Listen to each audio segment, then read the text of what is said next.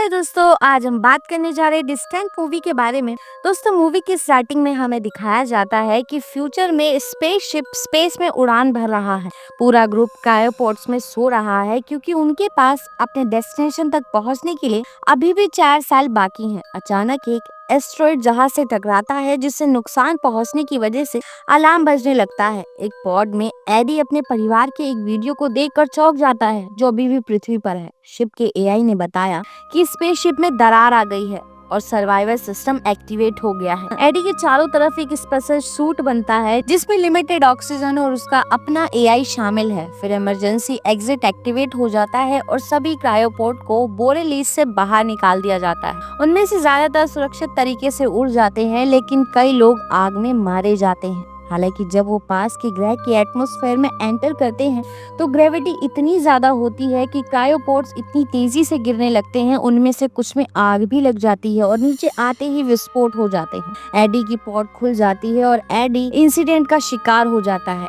AD खिड़की से बाहर देखता है कि वो एक सुनसान जगह में फंस गया है। जब वो रेडियो चेक करता है तो उसे कोई भी जवाब नहीं मिलता। अचानक पॉड हिलता है और एआई बताता है कि उसे वहां से चले जाना होगा। फिर एडी सर्वाइवल किट की जांच करता है, लेकिन उसे पता चलता है कि उसके पास फ्लेयर गन नहीं है क्योंकि उसकी रैंक कम है। इसलिए एडी फायर एक्सटिंग्यूशर से ट्राई करता है जिससे कांच टूट जाता है। जैसे ही वो बाहर निकलने की कोशिश करता है वो वापस अंदर गिर जाता है, जिससे टूटा हुआ कांच उसके सूट को नुकसान पहुंचाता है और उसे ऑक्सीजन की कमी होने लगती है। वो फटे हुए हिस्से को तुरंत बंद कर देता है। उसी समय इंजन में शॉर्ट सर्किट हो जाता है, लेकिन वो बाहर निकलने में कामयाब रहता है। स्पेसशिप में आग लगने से वो ब्लास्ट हो जाती है जिससे एक बड़ा विस्फोट होता है। एडी एआई से कुछ जानकारी मांगता है जिससे पता चलता है कि जहाज ने केवल आधी यात्रा ही की है और वो अनजान ग्रह पर है। दूर एक रोशनी है, इसलिए एडी रेडियो पर दूसरों से कांटेक्ट करने की कोशिश करते हुए उधर की तरफ बढ़ता है।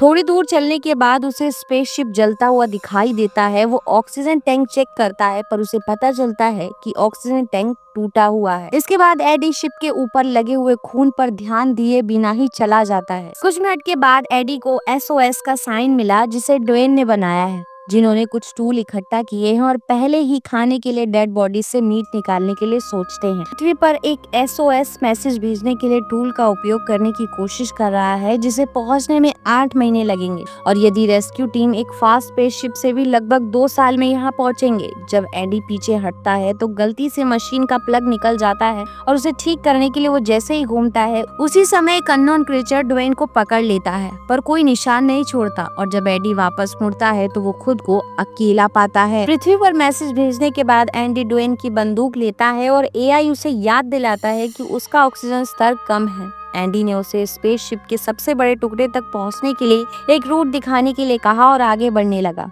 लेकिन वो एक चट्टान के किनारे पहुंच जाता है। एआई एक्सेप्ट करता है कि उसका सिस्टम ठीक से काम नहीं कर रहा है। वो चिल्लाने लगता है, तभी उसे रेडियो पर शोर सुनाई देता है। ये नाओमी नाम की एक लड़की का है जो अभी भी जिंदा है। सिग्नल बहुत वीक है, लेकिन एंडी को पता चलता है कि नाओमी अपने पॉड में फंस गई है और वो क्रू के ट्रैकर्स की तलाश कर चुकी है। लेकिन दुख की बात ये है कि केवल एंडी और ड्वेन ही जिंदा बचे हैं। वो एंडी को अपनी लोकेशन भेजती है, लेकिन एआई उसे वार्निंग देती है कि उसके पास नाओमी तक पहुंचने के लिए ऑक्सीजन नहीं है। एंडी ऐसा जोखिम लेने के लिए झिझकता है, इसलिए नाओमी उसे ये बताती है कि उसके पास उन दोनों के लिए इनफ ऑक्सीजन है। अगले कुछ घंटों तक एंडी नाओमी से बातचीत करते हुए आगे बढ़ता है। अचानक एंडी को एक अजीब आवाज सुनाई देती है और वो अपने एआई से एरिया को स्कैन करने के लिए कहता है, लेकिन उसका फंक्शन काम नहीं कर रहा है। अब रात हो चुकी है, इसलिए एंडी को चलते समय सावधान रहना होगा क्योंकि उसके हेलमेट की रोशनी भी बहुत धीमी है। हालांकि वो सोचता है कि उसने कुछ तो देखा है, लेकिन उसे लगता है कि ये शायद सिर्फ उसका एक वहम है। थोड़ा आगे चलने के बाद उसे जमीन में अजीब छेद मिलते हैं और वो उनका पीछा करता है जब तक कि उसे मकड़ी के जाले से ढका एक बड़ा छेद नहीं मिल जाता, जिससे उसे एहसास होता है कि छोटे छेद पंजे के निशान है। ये देखकर एंडी तेजी से आगे बढ़ता है। जल्द ही बर्फ गिरने लगती है और एंडी को लगता है कि कोई बड़ी चीज दौड़ रही है, जिससे वो तुरंत अपने हेलमेट की लाइटें बंद करते हुए छुप जाता है। नाओमी सरप्राइज है क्योंकि उसके स्कैनर में क्रू ट्रैकर्स का एक ग्रुप उसकी ओर बढ़ रहा है।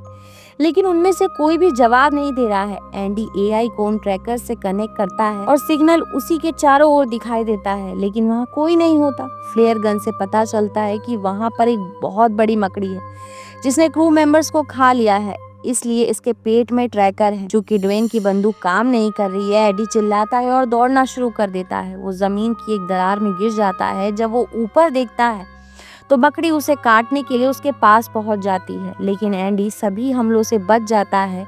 पर वो एक चट्टान के किनारे में गिर जाता है। इतनी तेजी से नीचे लुढ़कना काफी दर्दनाक है, लेकिन कम से कम बर्फ उसकी लैंडिंग रोक देती है। मकड़ी ऊपर से उस पर दहाड़ती है लेकिन नीचे नहीं आती। इस तरह के एक्सपीरियंस के बाद एंडी घबरा जाता है, पर नाओमी उसे रोकती है और बताती है कि उसका ऑक्सीजन स्तर गिर रहा है। गिरने से पहले उसके सूट पर एक और छेद हो गया है, इसलिए एंडी अपने बचे हुए सभी स्प्रे का यूज करके इसे किसी तरह से बंद करने में कामयाब हो जाता है।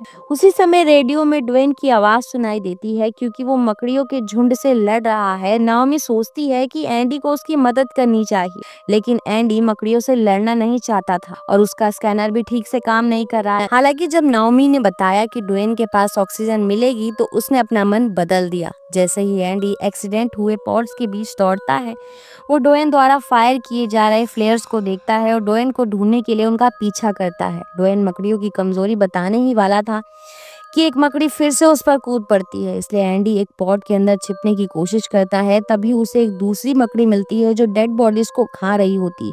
नाओमी एक पॉट में रोशनी करती है जिससे उस मकड़ी का ध्यान भटक जाता है और एंडी को वहां से भागने का मौका मिल जाता है। फिर नाओमी दूसरी मकड़ी का ध्यान भटकाने के लिए एक दूसरे पॉट को एक्टिव करने की कोशिश करती है, पर वो सभी पॉट्स को एक्टिव कर देती है, जिससे दोनों मकड़ियों का ध्यान भटक जाता है। इसी मौके का फायदा उठाकर एंडी भागने में सफल हो जाता है, लेकिन वो उसका पीछा करना शुरू कर देते हैं। पर जब एंडी एक स्मोक वाले एरिया में प्रवेश करता है तो वो रुक जाते हैं। मकड़ियों के जाने के बाद एंडी नाओमी से कहता है कि उसे भी एक सेफ जगह ढूंढनी चाहिए, लेकिन नाओमी अपने पैरों को महसूस नहीं कर पाती। उसे घबराहट से दौरा पड़ने लगा, इसलिए एंडी ने उसे गाना गाकर शांत किया। बाद में वो आगे बढ़ता है और जुगनुओं के एक झुंड के सामने आता है जो एक साथ उस पर हमला करते हैं। एंडी भागता है और जुगनू गुर्राने की आवाज से डरकर शांत हो जाते हैं। अचानक जमीन में एक मकड़ी एंडी को पकड़ने के लिए बाहर आती है और उसे खाने लगती है। एंडी लगभग मरने वाला था कि उसने एआई से कहा उसे दिल का दौरा पड़ रहा है, जिससे डिफाइब्रिलेटर एक्टिव हो जाता है और इतनी तेज इलेक्ट्रिक शॉक लगता है कि मकड़ी एंडी को बाहर निकाल देती है। एंडी भागता है पर एक गड्ढे में गिर जाता है जहां जुगनू का घोंसला होता है, जो एंडी पर अटैक करने लगता है, लेकिन वो सुरंग से बाहर निकलने में कामयाब हो जाता है। बाद में एआई ने एंडी को सूचित किया कि उसका करंट ऑक्सीजन शिप तक पहुंचने के लिए इनफ है, लेकिन नाओमी तक पहुंचने के लिए पॉसिबल नहीं है। एंडी नाओमी को किसी भी हालत में बचाने का फैसला करता है। वो आगे बढ़ते हुए किसी तरह नाओमी तक पहुंच भी जाता है। वो तुरंत उसे अंदर आने के लिए दरवाजा खोलती है, जहां पर वो आसानी से सांस ले सकता है।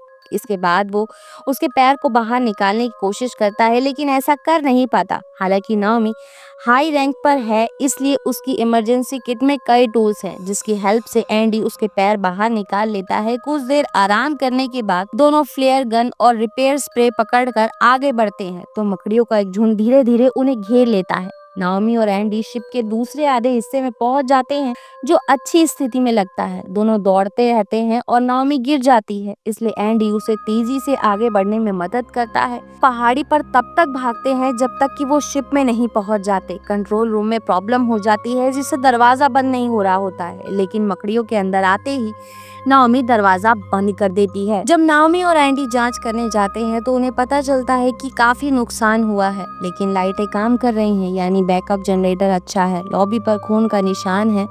वे तब तक उसका पीछा करते हैं जब तक उन्हें मुख्य कंसोल नहीं मिल जाता, जो मकड़ी के जाले से ढका हुआ है। दोनों छुप जाते हैं जब वो देखते हैं कि एक बड़ी मकड़ी अंदर आ गई है। मकड़ी उन्हें देखे बिना ही चली जाती है, लेकिन अचानक छत से एक दरवाजा खुल जाता है और एक और मकड़ी बाहर आ जाती है। सेफ्टी के लिए एंडी तुरंत दरवाजा बंद कर देता है। नाओमी और एंडी ये सोचकर गले मिलते हैं कि वो मरने वाले हैं, लेकिन उसी समय नाओमी को एंडी के सूट पर जुगनुओं से भरा एक गोला फंसा हुआ मिलता है। जब मकड़ी अंदर घुसती है तो वो उस गोले को उस पर फेंक देते हैं और जुगनू तुरंत मकड़ी पर हमला करते हैं, जिससे वो पीछे हट जाता है। दोनों दूसरे दरवाजे को खोलने के लिए मुख्य पैनल पर एक बटन दबाते हैं और तेजी से कार्गो वे की ओर भागते हैं, लेकिन तभी उन्हें पता चलता है कि वो एक ऊंचे प्लेटफॉर्म पर है। मकड़ी अपने शरीर से जुगनू को निकालने में कामयाब हो जाती है और उनके पीछे आती है, इसलिए एंडी अपना स्प्रे सीधे उसके मुंह पर फेंकती है, जिससे उन दोनों को भागने का मौका मिल जाता है।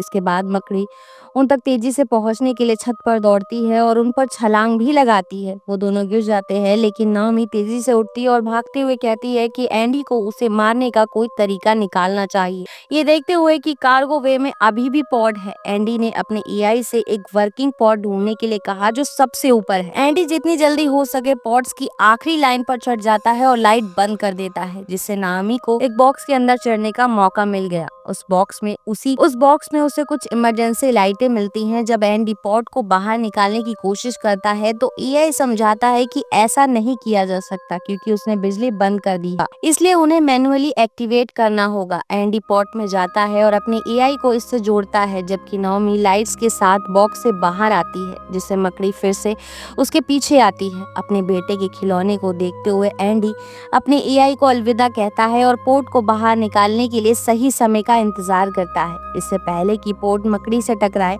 नाओमी रोते हुए एंडी की तरफ दौड़ती है क्योंकि उसे लगता है कि वो मर चुका है, लेकिन एंडी पूरी तरह से जीवित और स्वस्थ होता है। फिर दोनों खिड़की के पास जाते हैं और हाथ पकड़कर खूबसूरत सनराइज देखते हैं। इसी के साथ ये मूवी यहाँ खत्म हो जाती है। दोस्तों